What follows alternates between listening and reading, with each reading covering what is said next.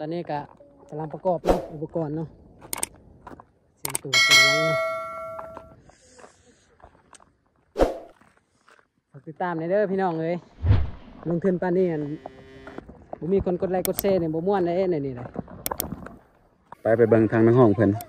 เด่นนักห้องเพิ่นสบายดีพี่น้องเนาะอันนั้นมาถ่ายมีมื้อนี้รู้สึกจังได๋รู้สึกแบบม่วนถึกใจเด้ อันนี้ทาง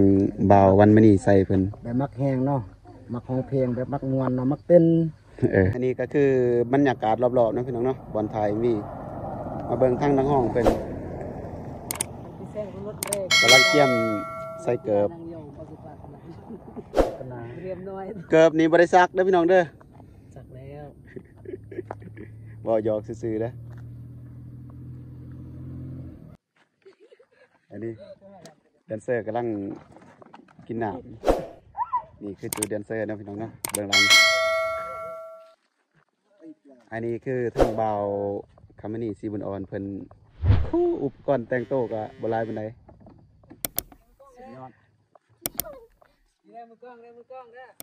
อันนั้นคือมือกล้องนะพี่น้องนะมื้อนี้รู้สึกจะได้ทางเบาคำนี้มาถ่าย MV มื้อนี้รู้สึกว่าตื่นเต้นบ่รู้สึกว่าอยากห้องเพลงแล้วมักห้องเพลงมื้อนี้ก็เลยเพราะว่าอันนั้นถ่าย MV มื้อนี้เนาะอันนั้นรู้สึกจะได้มีน้องๆแดนเซอร์มาเต้นมื้อนี้เป็นจังได๋รู้สึกว่าดีใจแล้วมื้อนี้ก็ได้ถือว่ามีอันนั้นเนาะประกอบอันนั้นแดนเซอร์ประกอบไปนำเอามาเบิ่งอันนั้นทางเจ้าของผลงานเพลงใหม่อีกเนาะแต่ว่ายังทันได้ถ่าย MV เพิ่นคือทั้งเป็นเจ้าของแล้วกับผลงานเพลงแล้วก็ทั้งเจ้าของดูแลซ่องเนาะเพลงยังก็ cover เพลงใหม่เนาะพี่น้องฝากติดตามได้เด้อเพลงไซวาสังเขาเนาะของไอจิมิเนาะจะปล่อยไว้นี่แหละม่วนๆก็ติดตามไว้เดี๋ยวเราไปเบิ่งเบื้องหลังการถ่าย MV จังหน่อยเนาะตอนนี้ก็การกาเกี่ยมของเฮาก็ได้แล้วเนาะ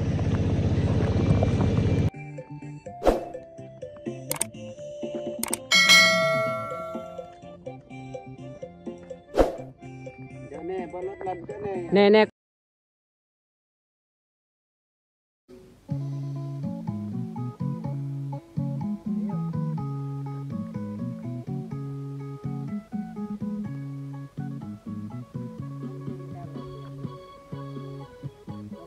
ตอนนี้ก็การถ่าย MV ก็สำเร็จเรียบร้อยแล้วเนาะพี่น้องเนาะก็มีแต่เกี่ยมมือเกี่ยมกับอันนี้ก็คือทางนักห้องเพิ่น